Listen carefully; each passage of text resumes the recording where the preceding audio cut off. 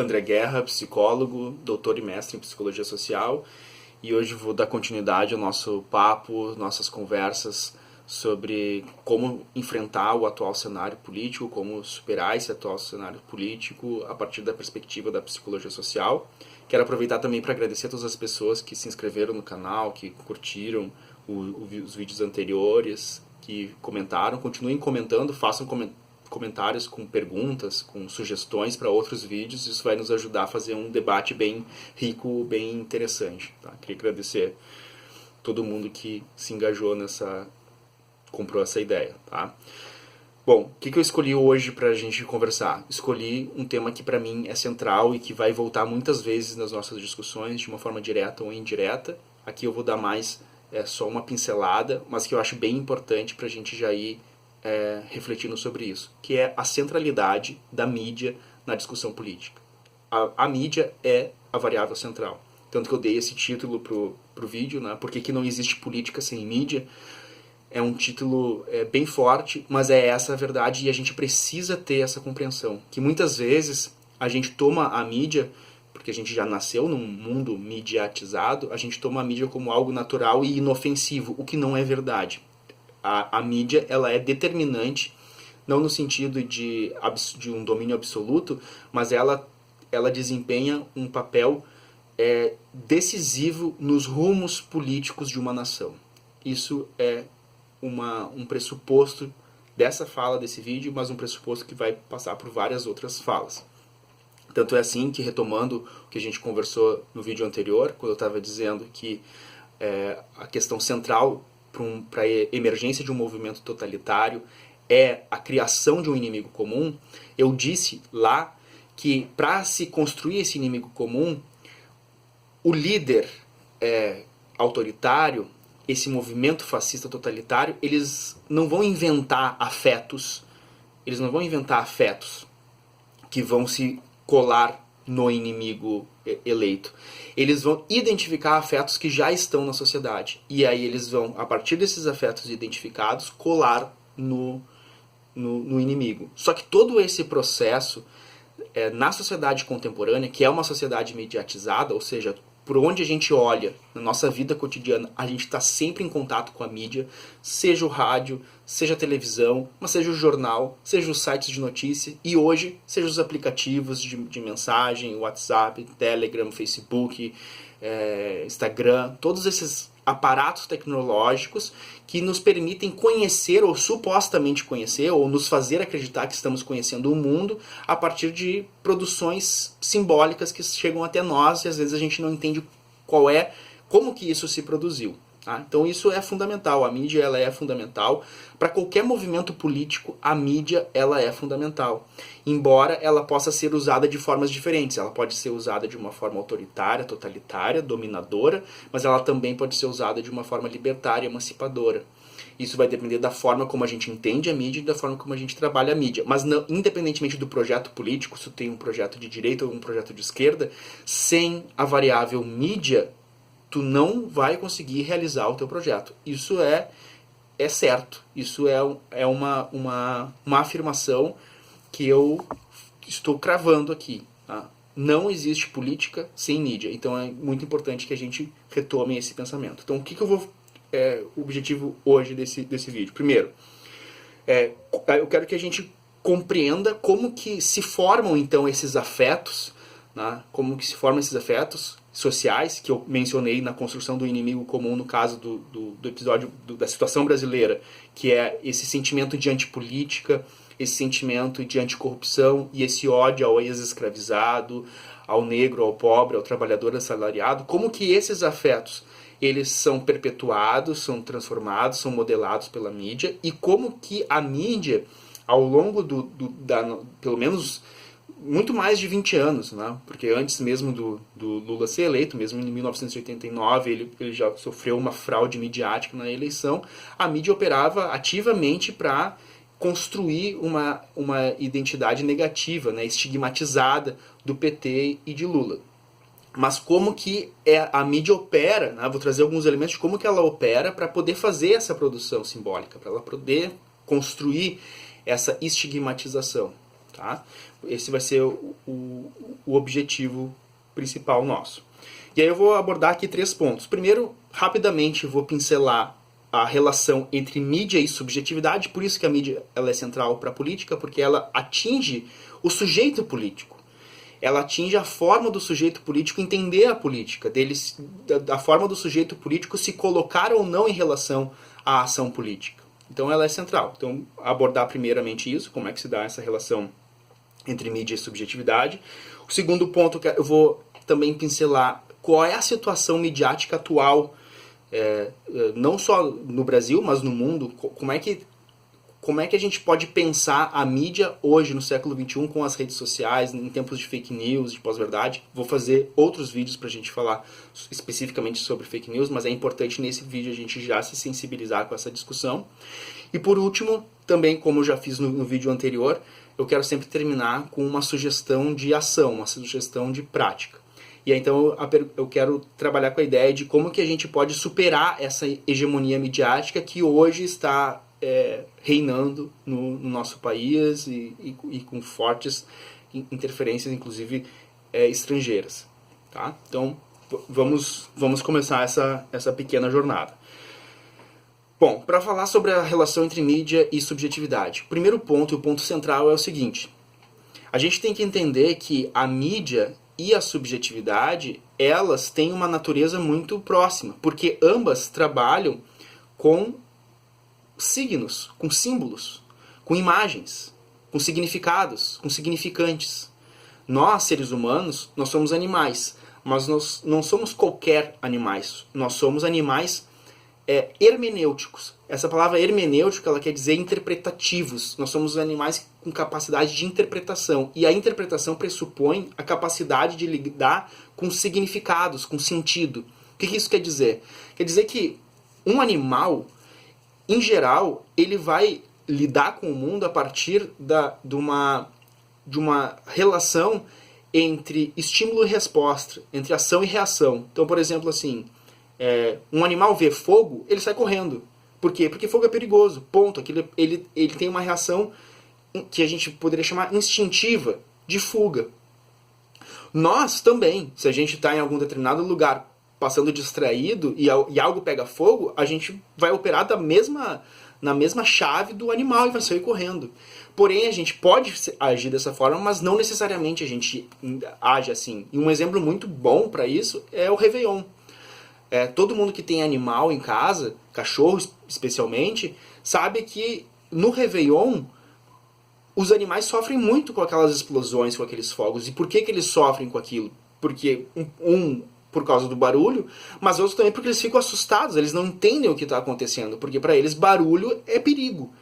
E não importa que é dia 31 de dezembro, barulho é perigo. Para nós não, a gente fica deslumbrado com aqueles fogos, acha bonito, acha legal que aquilo esteja acontecendo. Tá? Então, por quê? Porque a gente dá um significado diferente para o mesmo fato. É o mesmo fato que um ser humano e um animal estão vivenciando no dia 31 de dezembro.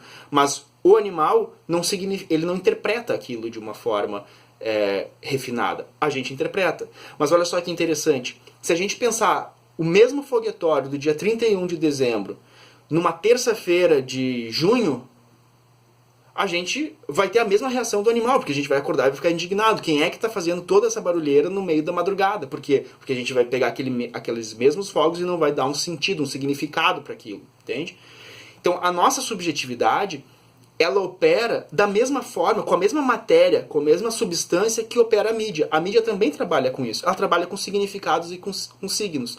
A mídia, ela pega um determinado fato e ela transmite um sentido para aquilo. E aí a gente pode ver, que é tão interessante, que dependendo da forma como a mídia retrata um determinado fato, aquele fato pode parecer bom ou pode parecer mal. Onde eu quero chegar com isso no nosso contexto atual, por exemplo? A gente vai ver que entre as pessoas que estão votando no Lula, essas pessoas têm uma consideração positiva pelo Lula e uma consideração negativa pelo Bolsonaro. E na mesma medida, as pessoas que votam no Bolsonaro vão ter uma consideração positiva pelo Bolsonaro e uma consideração negativa pelo Lula. Mas os fatos objetivos, Lula e Bolsonaro, são os mesmos. Como pode dois conjuntos de pessoas, terem interpretações tão distintas sobre o mesmo fato? Bom, A questão é porque o sentido atrelado, colado a cada um deles é distinto. E se a gente pegar todos os eleitores de Lula e Bolsonaro e a gente identificar quantos deles conhecem, experimentaram, vivenciaram a presença dessas pessoas diretamente, a gente vai chegar a uma conclusão que é uma ínfima quantidade de pessoas que esteve sequer próximo deles, sequer viu eles num palco ou fazendo aquelas pataquadas de ir para motociata, etc. Poucas pessoas, um ínfimo de pessoas.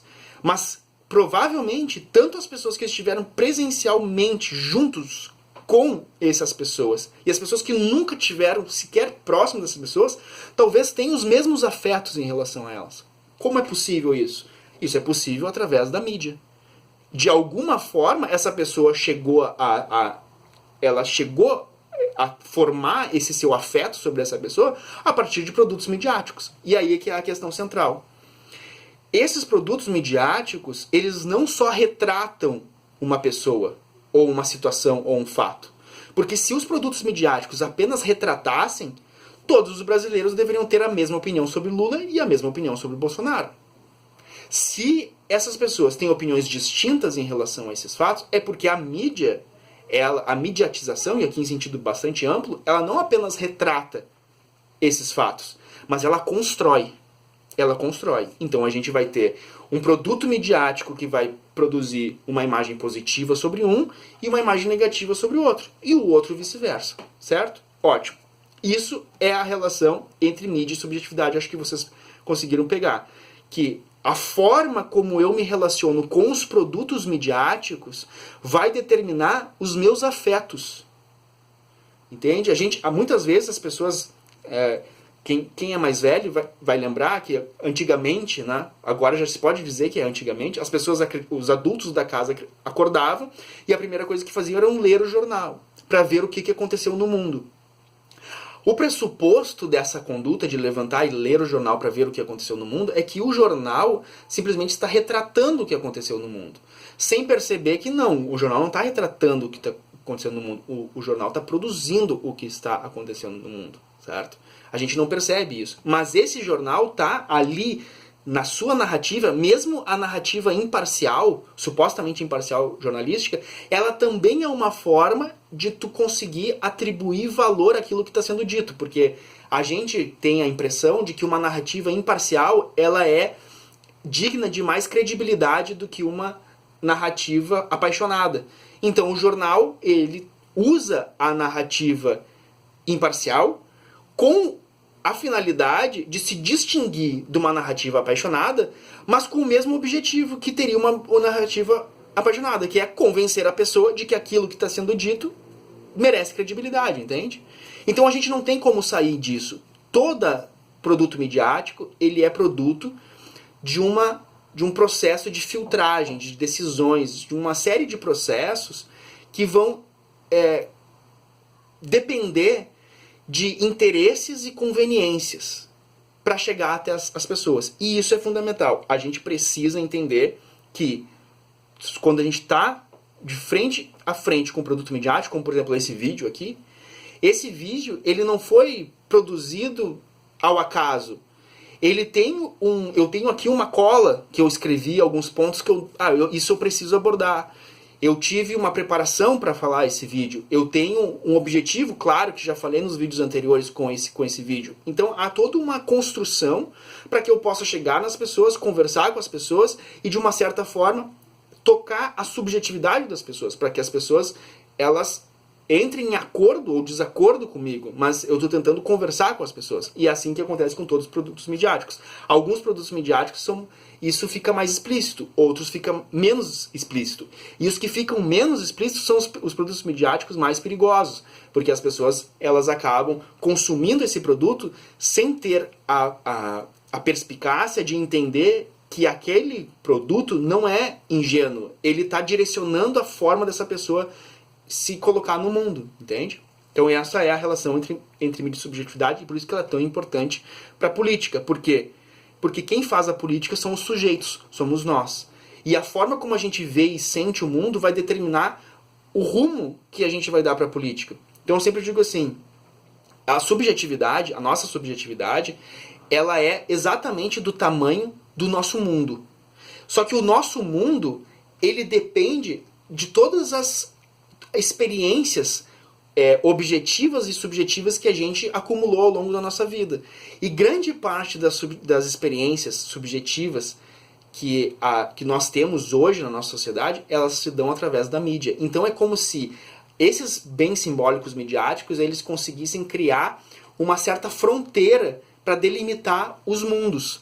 E o que a gente está vendo hoje com o ingresso das novas tecnologias é uma perda da hegemonia dos meios de comunicação tradicionais, o rádio, a televisão, o jornal, que eram que faziam isso, e antes dos meios de comunicação tradicionais era o que se fazia na Idade Média na igreja, por exemplo, que também se transmitia esses bens simbólicos através da história oral, através das conversas, face a face, né? Mas que também tinha ali um componente simbólico importante que configurava esse mundo. Mas hoje com as redes sociais a gente tem uma nova realidade midiática. Mas essa realidade midiática, ela continua operando sobre o mesmo pressuposto de interferência na mídia. E aí eu vou para o segundo ponto, para a gente avançar, que é qual é a situação midiática atual, então. Então os meios de comunicação tradicionais, rádio, televisão e jornais, eles têm uma característica muito determinante, que é o seguinte: eles se dirigem a uma audiência pública. O que significa isso? Significa que quando um jornal nacional, por exemplo, às 8 horas da noite, transmite a sua edição, essa edição ela é transmitida para todos os brasileiros. Para todos os brasileiros. Então todos os brasileiros sabem que todos os brasileiros sabem sobre o que aconteceu no Jornal Nacional. A gente sabe o que as pessoas sabem sobre aquilo, entende? A gente consegue ter uma referência comum, mesmo que metade ache que aquilo que foi transmitido é ruim e a outra metade ache que aquilo é bom, mas todo mundo sabe o que foi transmitido. Então a gente tem um ponto de referência comum. Com as novas tecnologias no século XXI agora, sobretudo pela internet, o que a gente tem é o que a gente poderia chamar de uma audiência privatizada, ou seja, mesmo pessoas que têm uma história de vida muito similares, nasceram no mesmo bairro, estudaram na mesma escola, fizeram a mesma faculdade, entraram na mesma profissão, trabalham no mesmo lugar, mesmo essas pessoas muito parecidas, muito semelhantes, elas não necessariamente estão recebendo os mesmos conteúdos ao mesmo tempo. Sabe-se lá o que eu recebo no meu celular e o que vocês recebem no seu celular. O que eu consumo e o que vocês consomem. É muito diferente. A gente não sabe. Eu não sei o que vocês consomem, vocês não sabem o que eu consumo. E mesmo que eu te diga o que eu consumi ontem, amanhã pode ser uma outra coisa que a gente não tem como saber. A gente pode presumir, mas a gente não tem como saber. Só que a gente não sabe, mas essas plataformas, o Google, o Facebook, o Instagram, o Twitter, o YouTube, eles sabem o que o André consumiu. E eles sabem o que vocês consumiram. Mas nós não sabemos o que um ou o outro consumiu. Isso gera uma situação muito complexa, que é a capacidade de, através dessas novas ferramentas, se produzir uma segmentação na sociedade nunca antes vista. Ou seja, é como se uma edição do Jornal Nacional fosse produzida para o André e a outra edição do Jornal Nacional, ou no mesmo horário, fosse produzida por uma outra pessoa. Imagina só como seria essa situação. Seria muito diferente. A consequência disso é que vai se formando dentro da sociedade aquilo que é a segmentação e que as pessoas comumente chamam de bolhas. Né? A bolha é mais ou menos isso. São um público tão segmentado, tão bem segmentado, que vai se retroalimentando apenas com aqueles símbolos e aqueles signos que reverberam com aqueles afetos que já estão instalados naquele segmento. Então, o que acontece? Se uma determinada pessoa assiste sempre o mesmo vídeo de um mesmo personagem, que tem uma determinada opinião, essas plataformas elas conseguem identificar os interesses, os afetos que estão nessa pessoa. Que estão os afetos nessa pessoa. E ela consegue mandar mensagens semelhantes para essa pessoa, mais mensagens para essa pessoa, dentro daquele ambiente, daquela atmosfera. E isso vai criando para aquela pessoa como a gente discutiu, a sensação de que aquilo que ela recebe individualmente, privativamente, não é o que ela recebe privativamente a partir de interesses e conveniências daquilo que está sendo enviado para ela. Ela começa a ter a sensação de que aquilo é o mundo. E não o mundo dela, mas todo o mundo. E aí o que vai acontecendo com isso? Vai acontecendo com que essa pessoa ela vai perdendo a capacidade de reflexão crítica sobre os seus próprios afetos. Então, quando a gente conversou sobre os afetos que estão disseminados pela sociedade como uma produção histórico-política do Brasil, que é a antipolítica, a anticorrupção, o ódio ao ex-escravizado, isso tudo é dentro da sociedade. Mas essas pessoas que vão introjetando esses afetos sem uma autocrítica sobre isso, elas vão entendendo que aqueles afetos que estavam na sociedade eram afetos dela. E ela não percebe mais que ela tem esses afetos. Ela só percebe a sua forma de ver o mundo a partir desses afetos. Então, é bem interessante a gente pensar isso, porque isso explica, em grande medida, como que a gente está vivendo hoje nessa situação que as pessoas chamam de polarização. O que as pessoas estão chamando de polarização? Eu não gosto desse termo, porque na política, a política ela pressupõe polarização. Porque as pessoas, como a gente está vivendo hoje nessa eleição, nós estamos em polos opostos. Tem pessoas que são defensoras da vida e tem pessoas que são defensores da morte. Então é óbvio que essas pessoas estão em polos opostos, né? E isso não tem problema nenhum, que bom que é assim. O pior seria se toda a sociedade tivesse no polo do fascismo. E é isso que a gente está aqui tentando combater, é que se mantenha a polarização, para que a gente retire a sociedade do totalitarismo, do fascismo, de uma forma de lidar com a sociedade de uma forma negativa. Mas esses tipos de instrumentos midiáticos, eles vão conseguindo, em razão da sua audiência privatizada, eles vão conseguindo acabar com a perspectiva do contraste, ou seja, as pessoas elas acabam não tendo mais contrastes em relação à sua visão de mundo. Vai começando a ficar homogêneo o mundo, ou seja, eu tenho um grupo de WhatsApp que só pessoas pensam como eu. Eu tenho uma rede social que eu só recebo mensagens de pessoas que pensam como eu. Eu tenho amigos que só pensam como eu. Ou seja, eu vou começando a trafegar no mundo e começo a perceber que o mundo é igual a mim. E aí no momento que eu começo a perceber que o mundo é igual a mim, mas de repente aparece alguém de vermelho andando na rua, aquilo ali é uma afronta, não só à minha visão, a mim, aos meus afetos. Aquilo é uma afronta, do meu ponto de vista, ao mundo todo, porque aquilo ali está fora de lugar. Aquilo ali é uma coisa que está errada. Porque dentro dos meus grupos, dentro das pessoas com que eu converso, dentro da minha família, não há pessoas que andam de vermelho. Todas as pessoas andam de verde e amarelo porque o vermelho é algo ruim. É algo do Satã, é algo corrupto, é algo interesseiro, é algo do mal. Né? Então, aquilo ali não é algo que é possível que alguém faça aquilo. Aquilo é algo aberrante. Então, a única forma de eu lidar com aquilo que é algo aberrante, porque eu não sei nem como dialogar com aquilo que aparece como um estrangeiro para mim, é a eliminação. Eu preciso destruir aquilo, porque aquilo está ameaçando a minha visão de mundo. Então, isso é bem importante. Um exemplo que eu trago para a gente conseguir fechar esse ponto, que é a diferença entre a audiência pública e a audiência privatizada, que vai conformando essa transformação midiática que a gente está vivendo, é o seguinte: imagine a seguinte situação. Vocês chegam para assistir um filme no cinema. Hoje muitas pessoas talvez ainda nem tenham voltado ainda a ir para os cinemas por causa da pandemia, mas naqueles cinemas que tem várias portas, né? E muitas vezes, sempre quando tem muitas portas no cinema, a gente sempre fica inseguro para saber se a gente não entrou na porta errada, né? Agora vocês imaginam a seguinte situação. Vocês entram no cinema e só tá vocês na sala. Não existe mais ninguém naquela sala. E começa o filme. A pergunta é a seguinte: começa um filme e é um desenho animado. Qual vai ser a reação de vocês?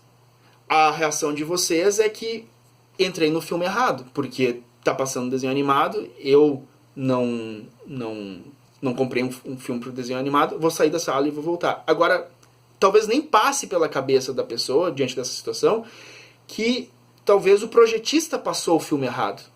A sala tá certa, mas o projetista se equivocou e passou o filme errado. Talvez nem passe pela cabeça das pessoas. Agora imagine vocês estão numa sala de cinema com várias pessoas. E aí começa a passar um desenho animado. Vocês vão ter a mesma reação de levantar e sair? Não. A primeira reação de vocês vai ser olhar para o entorno para ver qual é a reação das outras pessoas.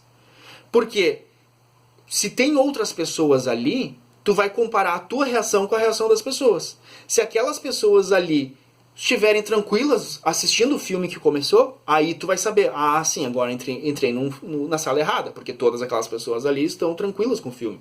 Agora, se tu olha para uma pessoa e as outras pessoas também estão se olhando, a reação é, olha, não sou só eu que vi que tem um contraste aqui com esse filme. Então, o projetista passou o filme errado, entende? Essa relação que eu estou trazendo com o cinema é justamente a diferença entre a audiência privatizada e a audiência pública. Quando tu assiste um cinema sozinho, com a audiência privatizada, as conclusões que tu vai chegar dependem só dos afetos e das percepções que tu já traz contigo. Tu não tem nenhum elemento de referência para comparar aquilo que tu está percebendo e aquilo que tu está sentindo para saber se aquilo é bom ou ruim. Ou seja, se o filme estiver certo, tá certo. Se o filme estiver errado, tá errado. Tu não tem uma discussão, um debate, uma argumentação sobre aquilo. Agora, quando tu tem recebe o mesmo conteúdo de uma forma pública, a tua reação ela não vai nunca ser individual. Ela vai depender da reação dos outros. E o que a gente está perdendo hoje com as novas tecnologias é justamente essa audiência pública. As pessoas estão tendo uma audiência individualizada. Então elas estão justamente perdendo a capacidade de ponderar aquilo que recebem. Elas não conseguem mais ponderar aquilo que recebem. No sentido de, bom, eu recebi isso, mas como é que isso foi recebido pelo meu pai, pelo meu filho, pelo meu irmão, pela minha esposa? Entende? Quando as pessoas todas assistiam o mesmo produto, assistiam, por exemplo, o Jornal Nacional juntas, elas inclusive não tinham talvez uma reação individual àquilo que estava sendo passado. Elas tinham uma relação conjunta. Eu vou ouvir aquilo, mas eu tenho que ouvir pensando também como fulano, como Beltrano está ouvindo. Eu não posso simplesmente defender dizer que aquilo é horrível ou que aquilo é bom, porque pode ser que para mim tenha sido horrível, mas para alguém pode ser que não seja tão ruim. Então eu vou diminuir a minha expectativa e eu vou negociar aquele sentido. Hoje a gente perdeu isso. E isso faz com que, a cada vez mais, diferentemente do que está sendo discutido, que a mídia de fato, ela está perdendo o seu poder, ela está perdendo a grande mídia, ela está perdendo significativamente a sua capacidade de condução da população, e isso por um certo sentido é positivo, mas a gente vai discutir mais à frente o outro lado dessa questão. Mas por outro lado, as pessoas estão cada vez mais mediatizadas. E não menos mediatizadas. Elas estão mediatizadas, só que de uma outra forma. E aí a gente precisa enfrentar isso, a gente precisa superar isso. E aí quais são as duas formas que eu sugiro como formas importantes, interessantes para a gente conseguir superar essa hegemonia midiática, seja a hegemonia midiática de uma pública ou privatizada. O primeiro ponto é que a gente precisa, nas redes sociais, principalmente, mas também utilizar a rua para isso, que a gente precisa fazer uma disputa quantitativa de produtos simbólicos, de bens simbólicos. Ou seja, é um pouco aquilo que eu já disse em outro vídeo. A gente precisa começar a usar o vermelho, a gente precisa começar a desestigmatizar esse estigma que foi produzido em torno do Partido dos Trabalhadores, em torno do Lula, em torno da esquerda. A gente precisa desestigmatizar isso. E aí, como é que a gente faz para disputar? A gente tem que disputar, num primeiro momento, de uma forma quantitativa. Então a gente não pode mais deixar as redes sociais ou as ruas vazias desse contraste, porque somos nós a capacidade de produzir contraste, de mostrar que o mundo não é aquilo que está nas redes sociais, o mundo não é aquilo que está no WhatsApp dessas pessoas, o mundo também é diverso, a gente também existe, a gente também tem opiniões, a gente também afirma nossas opiniões. Então a gente tem que lutar para colocar quantitativamente essas cores na rua. Seja nas redes sociais, seja na calçada, seja na rua, não importa. A gente precisa produzir contraste. A gente precisa produzir contraste e mostrar que esse mundo que as pessoas estão recebendo na mídia está limitado. Esse é o primeiro ponto. O segundo ponto é que a gente vai, aí de mais médio e longo prazo, é uma disputa qualitativa, que eu vou falar em um outro vídeo, que eu vou chamar de autodefesa midiática, que é o seguinte: a gente precisa, um pouco como essa discussão que a gente fez até aqui, a gente precisa estimular em todos os campos da sociedade, nos sindicatos, nas escolas, nas universidades, no nosso bairro, nos coletivos, um pensamento radicalmente crítico sobre a mídia. A gente tem que desenvolver uma nova forma de pensar a mídia, uma forma crítica, uma forma absolutamente crítica. Entender que a mídia ela é muito importante, ela é algo que nos ajuda muito, ela veio para ficar e é muito bom a gente poder utilizar a mídia para se comunicar. Mas a mídia, ela sempre é um filtro, ela sempre é algo que passa por uma série de filtros até chegar a gente e que produz uma série de resultados que são políticos, que são econômicos, que são de uma série de ordens que muitas vezes a gente não vê. Então a gente precisa estimular esse pensamento crítico. E aí num outro vídeo, no próximo vídeo, quando eu for falar de fake news e pós-verdade, eu vou abordar justamente também esse ponto, que a gente precisa desenvolver técnicas de autodefesa midiática, cursos de formação, autodefesa midiática, a gente conseguir se defender da mídia. Então, obrigado, pessoal, e continuem seguindo o canal, continuem se inscrevendo, compartilhando, espero que tenha sido útil e compartilhe com mais pessoas. Um abraço para vocês.